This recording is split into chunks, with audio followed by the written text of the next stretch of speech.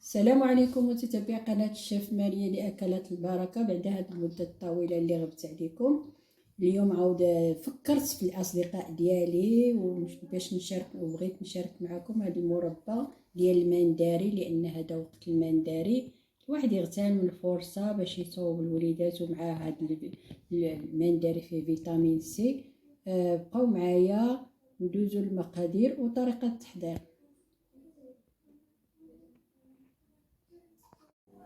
الوصفه اللي غنشارك معكم اليوم كنحتاج فيها 2 كيلو ديال المنداري، وكيلو ديال سنيده سكر، وواحد نص كاس ديال الحامضه.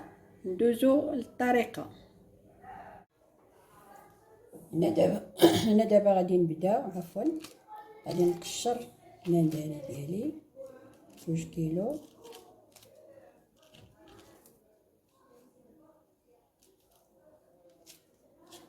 كنقشرو، كيخصني نقيه من داك الخيوط البيض اللي فيه، نقيه لا من الداخل ولا من على برا. نقيه وكنقطعو على 2 هكا باش كنحيد الاولى فيه شي عظام، ما نخليوش فيه العظام. كنستمر هكا حتى كنكمل 2 كيلو ديالي، ونرجع لكم باش تشوفوا بقيه التحضيرات.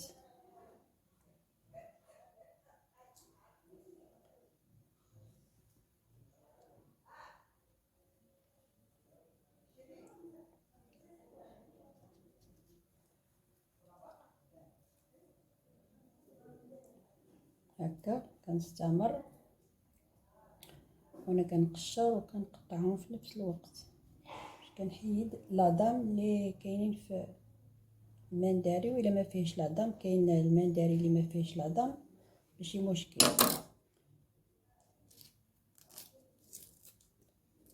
وهذوك الخيوط اللي فيه هما اللي ما كيخليوهش يصبر مده طويله يتصوبوا المربى ديالكم.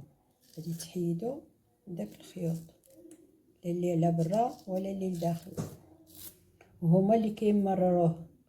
كاين شي خطرات كتلقاي الكونفيتير مر، كيكون هما دوك الخيوط اللي كنخليو فيه. هنا حتى هاد الخيوط اللي لداخل كما شفتوا كيكونوا فيه الخيوط، حتى هما نقيهم ما نخليهمش.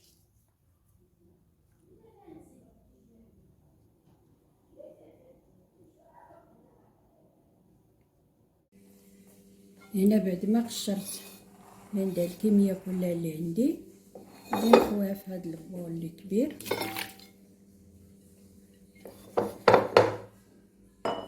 وغادي نضيف عليها كيلو ديال السنيده،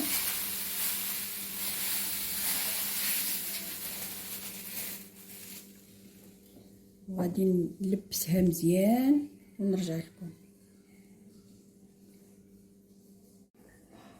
هنا بعد ما لبست المنداري مع السكر ونسجموا العناصر، غادي نخلي اللي بغى يخليه 3 سوايع مزيان حسن، واللي بغى يخليه ليله كلها يخليه. دابا غادي نغطيه بالبابي اليمونتير وغادي نخليه في الثلاجه حتى لغدا ان شاء الله، وعاد نطيبو. دابا راني خليته ليله كامله كلها في الثلاجه. هانتوما كتشوفوا انا غنحيد له السلوفان.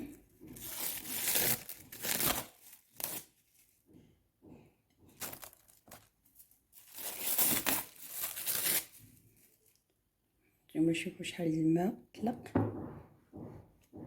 داك السكر داب وتنسجم. دابا غادي نجيب نجيب الكوكوط ولا شي طاوه تكون شويه غليظه، وغادي نخويه فيها ونرجع لكم باش نكملوا بقيه التحضيرات. هنا دابا غادي نضيف عليه واحد نص كاس ديال الحامض. هاد الحامض انا عندي مكونجولي، حيت كيكون وقت الحامض كنديرو على هاد الشكل، كنديرو في المجمد وكيبقى ملي كنبغيه كنستعملو. نضيف عليه هداك ونديرو في الكوكوط ونخليه يغلي، ونرجع عندكم باش تشوفوا الغليان ديالو.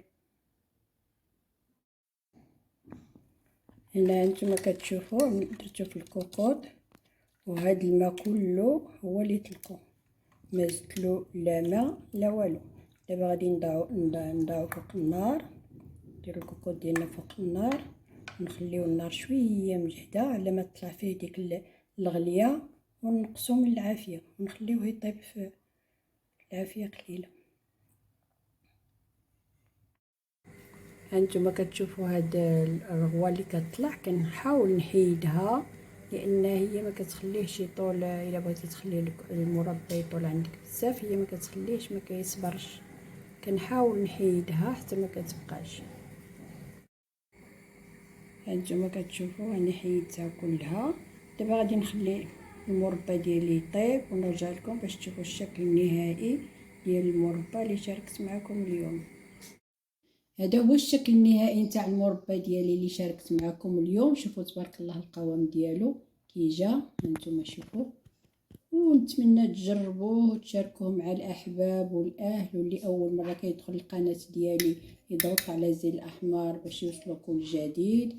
وهذا الفيتامين سي كتعرفوا دابا في هذه الايام ديال البرد راه محتاجينه الواحد كيفاش كيقوي المناعه ديالو.